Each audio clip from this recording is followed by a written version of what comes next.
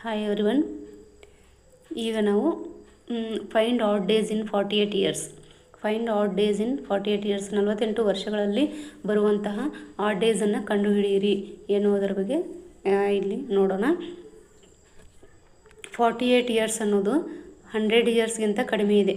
So less than 100 years are less than century. ಈ ಥರ ಇದ್ದಾಗ ನಾವು ಇದು 48 ಲೀಪ್ ಇಯರ್ ಇದೆ ಅಂದ್ಕೊಂಡು ನಾವು ಇಲ್ಲಿ +1 ಮಾಡಬಾರ್ದು.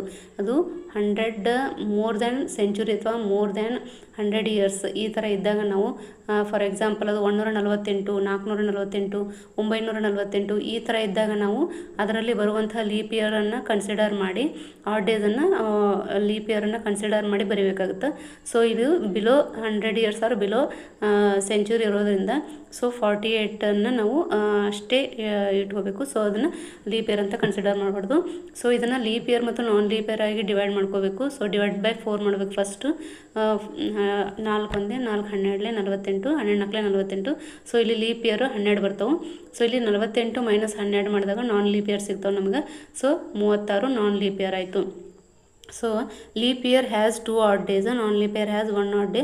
ಸೊ ಇಲ್ಲಿ 12 × 2 ಮಾಡಬೇಕು, 24 ಆಗುತ್ತಾ. 36 × 1 ಮಾಡಿದಾಗ 36 ಆಗುತ್ತಾ. ಸೊ ಇದನ್ನು 1 ಅಂತ ತಿಳ್ಕೊರಿ. ಇದು 1, ಇದು 2. ಸೊ ಇಲ್ಲಿ adding 1 and 2 we get 60 add days. 24 ಮತ್ತು 36, ಈ 24 ಮತ್ತು 36 ಏನು ಬಂದಿದ್ದಿಲ್ಲ ಅದನ್ನು